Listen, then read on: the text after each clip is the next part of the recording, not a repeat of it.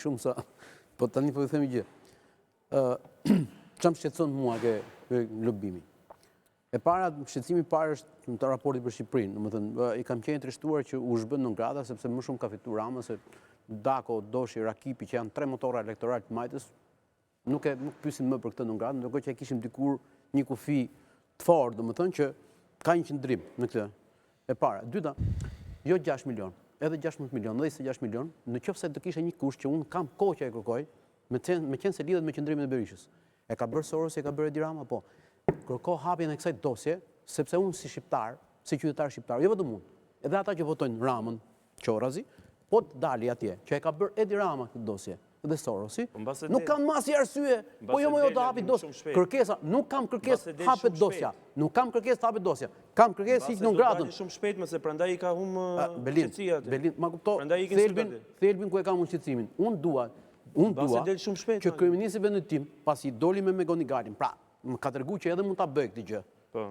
Pra, investoj, ky thotë s'është fut në garazh, ndoshta ky tjetri s'ka garazh. Shqiptarit të Viktor Orbanit që është në grada përpara 1 javë, 2 javë s'ka. Doli që dosja pse ja kishin vënë, pse ja kishin vënë, sipas ishte komplet koncept politik. Dhe shumë mirë, domethënë ministri Orbanit. Një sekond, sipas asaj që doli dhe u tha ishte hakmarrje ndaj fitores së zgjedhjeve përpara se të largohesh. Domethënë nëse ne do kishim një konsiderat politik, nëse ne do kishim një akuzë për ministrin atje, të Orban, që ja ka bërë Soros, ja ka bërë ky, dhe unë këtë gjë do them, unë si qytetar shqiptar, duke qenë se e kam një precedent, që zoti Rama e ka treguar që investon për kundërshtarin politik. Pra, rasti me Gonigalit është i qartë, se kemi një dënim në Amerikë për këtë çështje.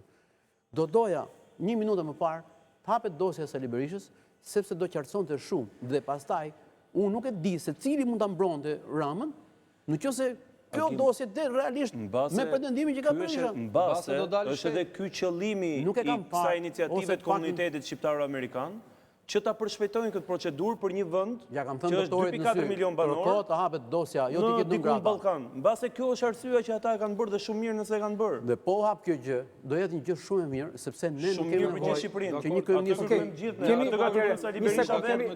Berisha vetë ka thënë të më nxjerrë një dokument. Jemi në minutat e fundit të kësaj pjese. A mund të më thoni cili është objekti i kësaj kontrate? Ma dërguan, por nuk po shija objektin.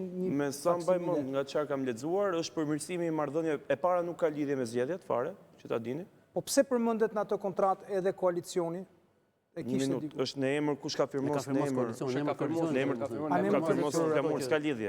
Nuk përmendet fare në asnjë moment. Me sa kam lexuar, e para nuk ka lidhje me zgjedhjet, pra nuk është çështje që ka të bëjë me 11 majin. E dyta, me sa kam parë, ka të bëjë me rehabilitimin e marrëdhënieve apo me rikonceptimin e marrëdhënieve mes Partisë Demokratike të Shqipërisë, Kongresit Amerikan dhe Administratës Amerikane, forcimin e marrëdhënieve midis 2 vendeve aleate dhe shkëmbimin e informacioneve të plota midis Shtetit Amerikan, Administratës Amerikane dhe Partisë Demokratike. Pra që më në fund, kjo administratë e re t'ju dëgjoj dhe juve... Sepse ka qenë deri para pak kohësh këtu titullarët ambasadës amerikane që na tregonin barin deputetëve. Nëse ne vendosnim të mbështesnim dikën Partinë Demokratike, u kërcënonin me bar, do anin bar. Do anin barë, se kjo ka ndodhur në Shqipëri, se harrojmë ne, kur flasim për këtë çështje, i harrojmë se çka ka ndodhur këtu me ambasadën.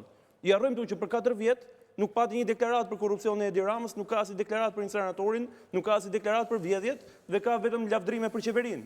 U harru këtu që Shqipëria ishte ar kanabisi e madhe dhe ish ambasadori dilte dhe flisë për suksesin e goditjes së fenomenit kultivimit kanabisit. Pikërisht që mos ndodhin më këto fenomene, janë këto lloj mënyrash që janë të shkëlqyera dhe ka diçka këtu. Këtu nëse do ishe marrë një ekip, një studio e vogëla, do ishe bërë një marrëveshje si me Gonigali, diku në qeftas, me gjithë drejtën e Zotit, kush do mund të otore nga kanë dalë parat, si janë dhënë, kush janë këta. Po të marrësh një studio të tillë, të marrësh Carlos Truillon, dhe të pretendosh që avokati personalit Trumpit pranon ka të merr ka lekë pista nga disa shqiptaro-amerikan, apo shqiptar, kjo është çmenduria më e madhe. Nëse Edi Rama e mendon këtë, dali ta thonë këta të majtët, që Carlos Truillon, avokati Trumpit, kërkon të marri parat pista nga shqiptarët. Një pyetje për Zektin, që e fundit ta mbyllim këtë pjesë. Zekti i bie që ja kaloi dhe baba Vanga, si e kishte. I bie që para 5 vitesh, ne kemi ditë që do fitonte Trumpi, janë çuca para nga Partia Demokratike në Amerikë që kur të fitoj Trumpi, Jo, përdorin këto para jo, edhe të firmosen Jo, parat çohen për të pastruar, për të parat çohen për investim. Nisë po investim. Ja jemi kjo nuk se është që mos e bëj kaq naive, mos e kthejmë në gallat. Kam një pyetje. Di mirë se në çfarë situate Një sot sekond. çfarë ka bërë. Një sekond, më dëgjoj një sekond. Më mirë se ne gjithë e di Rama këtë. Belin, më fal. Ja u garantoj. Kemi edhe pjesën e dytë për strategjinë. Po këtu në këto ure do jemi me Lasivitën, Syzyalsin, refuzimin e takimit, nëse ka ndodhur, sepse kemi dhe historinë e Trumpit, djalit të Trumpit që thotë nuk është e vërtetë që kesh një shkruar. Po më lër një sekondë të bëj vetëm një pyetje.